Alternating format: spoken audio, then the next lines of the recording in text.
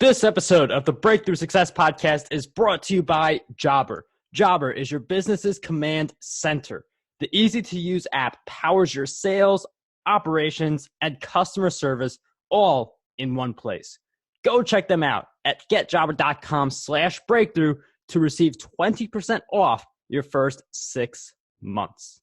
What's up, Breakthrough Success listeners? Marc, the podcasting coach here. And with business, one of the things that you have to continue doing over and over again is experimenting, learning from your mistakes, and being able to take action based on all the lessons you have. And a big part of entrepreneurship, side hustle, achieving success is this curiosity factor. So in this episode, we're going to talk about how can we become more curious and use that to grow on a professional and personal level. So we've got all these different areas covered.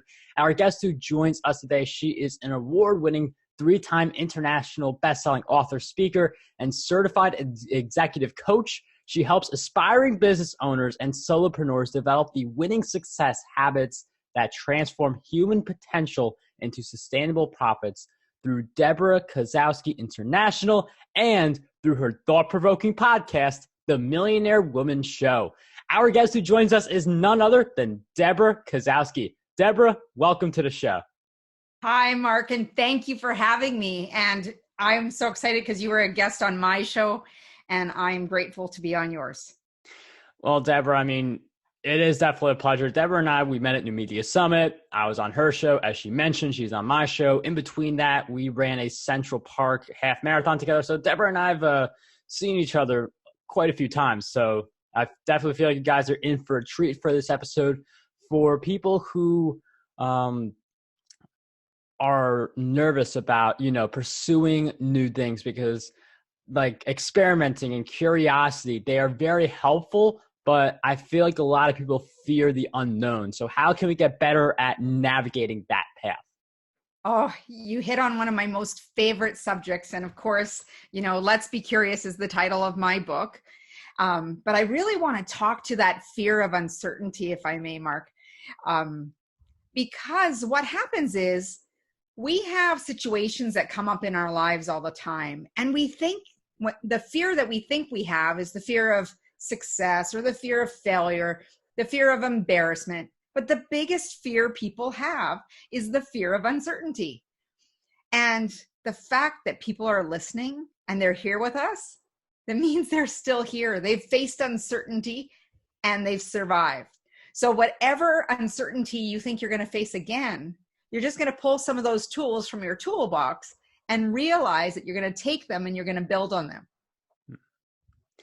And I like that idea of just building on, because I feel like one of the reasons people don't want to be curious and don't want to explore the unknown is this idea of being perfect. This idea of, I don't want to build on, I just want to be the final product. I want to be that person already who achieves the goal, but you do have to get there. You do have to build on. So I'm wondering if you could share with us, how can we build on the right way? Because sometimes people are building on, but a year later they realize, oh, I've been building on the wrong thing. So how can we get better at that? So one of the things that I love how you talk about it, Marc, about perfection. We all want to get everyone to believe we got it all going on. We got it together. This is why they're going to work with me. But the truth is, when you display some vulnerability to show that you've made mistakes or you've had some failures, that makes you real and it makes you relevant. It makes you more attractive to those around you, because they don't want to see that there's this, they rather have you be imperfect like them. So everyone's perfectly imperfect. But what I want people to realize, in order to grow in curiosity, we need to be able to self-reflect. And I know people are like, that's kind of a soft skill. And it is. But self-reflection leads to self-awareness. And I have this saying that has been repeated many times. Once you're self-aware, there's no turning back. So when we take an opportunity to look at the mistakes that have happened, or look at some of the failures that have happened, they're actually our building blocks. They're where we learn from. We got to look at what went wrong. Maybe it was a small thing we just needed to tweak. Maybe we needed to ask for help for someone we weren't willing to, and we, sucked up our pride and ended up having a mistake or an error. But now it's already failed, so I might as well ask and then get the correction and then go forth. I love to use the analogy of Thomas Edison. We hear that he took 10,000 times to create the light bulb. What if he would have quit at 3, 10, 100, just because he made a mistake? That's the point of experimenting in life. When we take the opportunity to experiment and learn from things.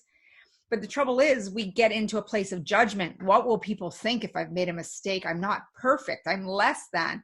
And then they start getting themselves caught up in this self-talk that takes them away from being able to be curious and ask questions. Mm-hmm.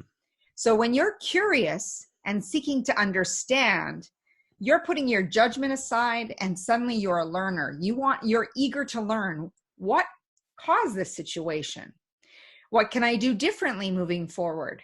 And what really worked? And I think just like when people send out an email blast, they might get one complaint in a matter of 800 emails, but they're so focused on that one complaint. And it might be they weren't the right fit for your business to begin with. So I want people to say, are you celebrating the wins of what went right? Are you learning from what went wrong? And maybe it's the slightest adjustment that gets you right back on track. And Debra brings up a really big point, which is the reason people aren't curious. Part of it's perfection, but you have to look deeper into that idea of perfection. No one wants to be perfect for the sake of perfection itself. That's not the goal. The goal of perfection is to impress. It's not really something that we think of as a goal for ourselves. It's a goal where we fit someone's mold, we fit someone's criteria, we fit someone's expectations. And part of what Debra is saying is that we have this inner talk based on, it could be one person saying this is a really bad idea that you're doing. You're not going to make it with this. And, it takes one thing like that. And then you have the internal dialogue happening. So how can we learn to tune that stuff out? You can't just cut off your internal dialogue, but how can we not let that stuff negatively impact our path to curiosity and achieving our goals? So one of the things that I want to point out is when we get feedback from the world around us, we don't just get it from one person, right? So we're getting this accumulation of feedback and we're wanting to put it all together and please one person, but not realizing that all of this feedback came from many places. One of the most game-changing books in my life was The 4 Agreements, written by Don McGill Ruiz. And the second agreement is about not taking anything personally. And I love to use this analogy every chance I get. Agreement number 2 and agreement number 3, which is do not make any assumptions. So if we take things personally, we need to remember that we're deciding to internalize someone else's truth. And what I mean by that is one person can, look at a picture and say, you know what, that's the most beautiful picture I've ever seen. Or another one will look at it and say, oh, how did they get out of kindergarten with crayons? Right? So what happens is each of us comes to the world with a different lens, different glasses of how we see the world. And based on our experience, our knowledge, our education, the skills that we have, the talents we possess, we each see something from a different perspective. And I like to use the example of a kaleidoscope. So if you've ever had a kaleidoscope, when you're twisting it, the picture changes and everything looks different. The same thing is, the more people we ask, we're going to get different perspective. So if we want to really know our truth, we got to sit in silence sometimes just to hear nobody's input but our own and be able to trust ourselves. The other part is we make assumptions of what we think people want to hear, or we make assumptions of what that perfection looks like. And it is often to our downfall. So we need to be asking more questions, being more curious about the world around us, because often we're going to make this assumption, and most of the time assumptions are completely off base. So you're better to say, you know what, this is what I'm sensing you're saying. Am I right? And they'll probably say, no, that's not what my approach was at all. So it'd be like asking for clarification, but people are afraid to ask because they don't want to look silly. But I'd rather you look silly in your own mind than, create a circumstance of miscommunication that never needed to happen in the first place. And I do like this idea of asking questions. I mean, Debra and I are both podcast hosts. We've definitely asked a ton of questions just from hosting our podcast. And it is amazing what you can learn just from a single question. And again, like sometimes you can have an assumption that could be totally off. I mean, I was all set to change my book, The Wealthy Author, the cover, and I thought a certain style like wasn't working as well, but people were saying that, like we like the basic structure of your older cover. Now I'm going to be like doing another Facebook post soon with like some other covers based on what people have said. But I had this assumption as to what was supposed to work. Like this is going to be the new cover because based on research I've done, based on other stuff I looked at on Amazon, other authors' covers. But then when I posted on Facebook, everyone's like, no, we like this cover. And I was completely wrong. So part of that is, when you ask questions, when you get the feedback from the right people, you get answers that can really guide you forward and help you make better decisions. Yeah. I want to give a shout out to Amy Collins from New Shelves Books. She gave that same tip that you just shared with the audience, is that you need to go in the bookstore, you need to go on Amazon or Barnes & Noble, and you need to look at covers in the same genre that you're writing for.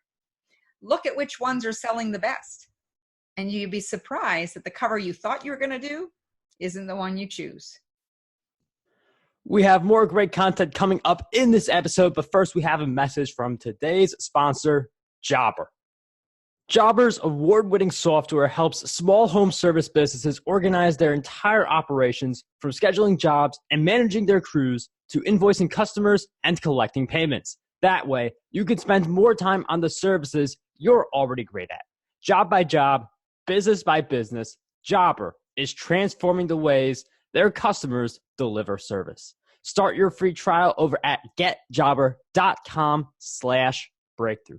All right, let's get right back into the episode. Yeah, that's one of the reasons why I'm working to change the cover, because you do want to look at the covers of stuff that is selling the best. And that's pretty much what I've been doing for all my books moving forward. Like YouTube Decoded, they all have the red and white scheme for my dividend investing book. A lot of them have like that black and green scheme with like money on it somewhere. But the idea is that for books, now I know we're going a little off topic, but this is great for all the self-published authors. I do have a whole YouTube channel around that, but you do want to look at other books to see what's working. And on a more broad idea, look for greatness and model it. So part of that curiosity factor is, if you want to be a podcaster, look at me, look at Debra. We've been doing it for a while. We've both been icons of influence at the New Media Summit. Look at us and figure out, is that the type of model you want to do? And then just create your own style, but have that baseline. And on that note, I'm wondering if you can share with us, how can we look at these different models? Because curiosity is going to lead us to role models at some point. How do we look at these role models without like losing our identity and making sure we insert our personality in what we're doing? What a great question. So one of the things is success leaves clues. Look at the podcasts that are, getting the most shares. Look at their reviews. As they're building reviews and the comments, what are the insights? And ask yourself, these are the questions you ask when you look at a review, for example, is what insight, what nugget did this reviewer take away from the show? Also, listen to podcasts that are in your genre and outside of your genre.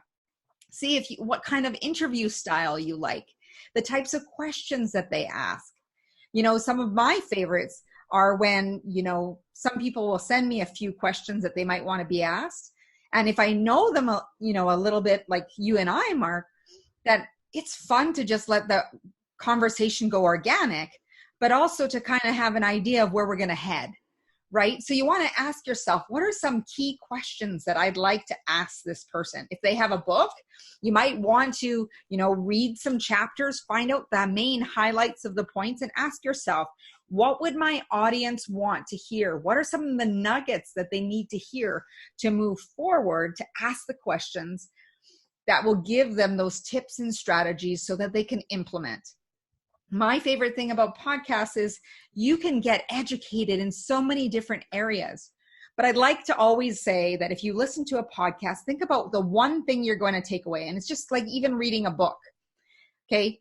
If you're reading a book and you're reading a book and reading a book, because I've always got 1 to 2 books on the go. But if you're not implementing anything, it's not going to serve you. So instead of just being a consumer, you want to be able to create something for yourself and ask yourself the question, what is the main nugget that I can take away from this podcast or book and implement it today in my life, or maybe in the next 3 weeks? So when you're looking at different podcasts, remember, think locally or act locally, but you're going to be thinking on a global scale, because a podcast is global. It goes all around the world. So you might want to even do some research and ask yourself questions. What do people need in Japan? Or what is the top business topics in Germany? So really thinking about what are the common things that are local, what are things that are common on a global scale, and that way you're meeting your audience needs, because that's why you're doing the podcast to begin with.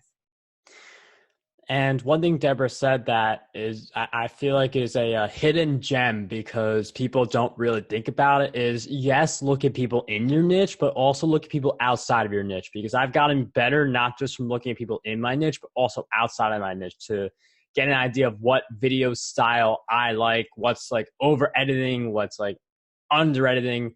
Like YouTube, I look at retention rate, thumbnail, click-through rate, and things like that. So it is good to look outside of your niche, just as important as it is to look inside of your niche for all of these different insights. And it just goes to show, like, you could be looking at someone who you enjoy and have different styles. I mean, Debra will read through a book and piece out different questions she wants to ask. I'm more of a free flow type of guy, and I just let the conversation roll. So, I mean, that is part of being curious. I mean, I used to just like do a lot more question prep, but now I let the conversation roll naturally. So with that in mind, I'm wondering if you could share with us, like, we do evolve, we do adapt, and there's this like temptation to shift away from a model that is already working. So how can we continue to be curious, continue to be experimenting, but not deviate away from a model? And you especially see this in business with creatives, not deviate from a model that is already working. So one of the things is, when I started podcasting, I scripted out everything. I created a teleprompter on the screen and everything, and it was just slowing me down. But that was where I caught myself in that perfection, right?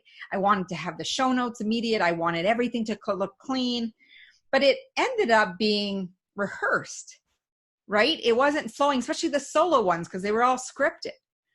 Now I don't even bother. I have like 3 sticky notes of main points that I want to share, and away I go. And whatever flows for me, I have to learn to trust myself. That's exactly what I wanted to say.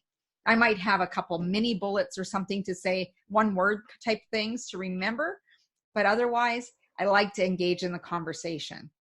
When you're finding that something's working, one of the things that I tell people is, if you start getting comments, like my podcast is on iTunes, Spotify, wherever you publish your podcasts. But also I use video like you are, Mark, and we put it on YouTube. When people start engaging with you, you know that you have a system that's working. And I'll have to tell you, Mark, I've implemented some of the things that I learned from your book, YouTube Decoded, back behind you there. making sure that I put more in my description, putting links to myself, putting links to, other individuals who I'm featuring so that people can learn more about them. People can learn more about me. And this is where this collaboration, joint venture on a mini scale is happening already, and you're building the relationship with the people you interview. And that's a key thing about podcasting, relationships. And I feel like podcasting, like to get into podcasting and interview people, like by definition, you have to be curious. You have to want to learn about the person, be genuinely interested in who you're interviewing. So podcasting is a great vehicle to further your curiosity, further your education. One thing though, that I feel like we cannot overlook, because this has been mentioned time and time again in this, our time together, is this word trust. And like trusting yourself, especially when it comes to curiosity, because you don't necessarily know where the path is going to take you. So how do you build up the trust in yourself, especially when it comes to something you're not good at right now? That's a fantastic question. And it's always a work in progress. But with that being said, I've, developed my own level of trust, because it's just like confidence, that confidence in yourself, that trust in yourself. They kind of are synonymous with each other. So when I think about, having that confidence, usually comes with increased knowledge and competence by more experience, right? And based on practicing, doing the work, and learning as you go. And yes, you may fall. I've had times where I forgot to hit record. And it's like, oh, can we back up? And this was when I used to do it by like audio and just on, a recorder. And it was a big name. And I was like horrified that I realized that I didn't hit record. She was very gracious, but our time was limited, but we still had a jam-packed interview. But it's by learning these things, creating checklists, sometimes is what you need to do, is creating that checklist.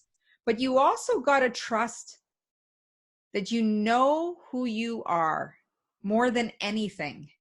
No one is more of an expert than you at who you are, right? So when it comes to interviewing, when you take a genuine interest in another person, you're going to trust that your personality comes through. You're going to trust that you develop this dialogue and rapport that just flows, and you form this incredible connection. Marc and I talked a few times at the New Media Summit, and then we talked more at Central Park, running in this half marathon and connecting and getting to know more about a person for who they are, not just what they do. Because people like to know that you're like them. And as you learn to trust yourself, your guests also learn to trust you, and also trust what they're going to say to you, and be able to be vulnerable, be able to open up and share their stories with you, and really create rich content together. And I love all those points you hit on. I mean, I feel like confidence, like that's going to be the closest we get to a formula. Just increase your knowledge in the area and practice it.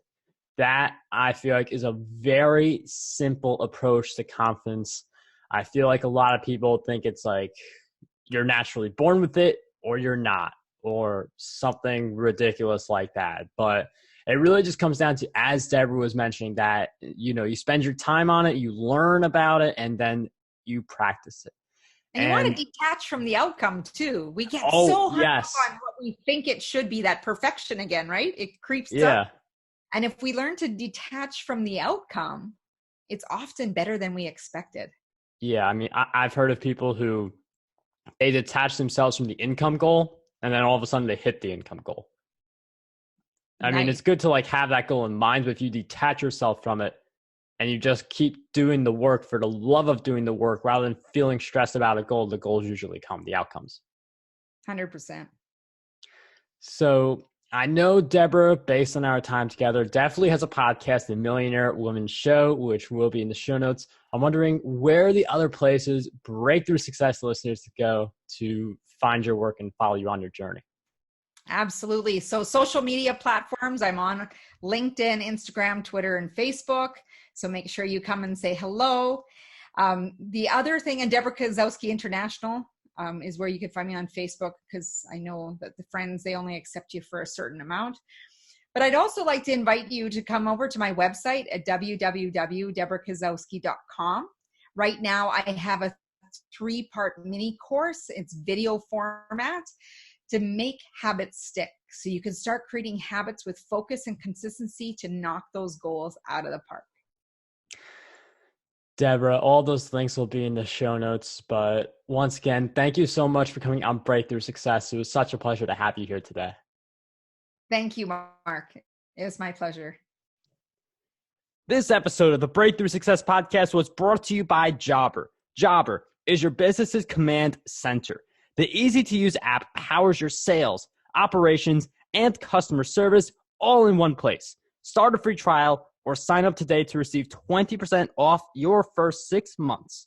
Find out more at getjobber.com/breakthrough.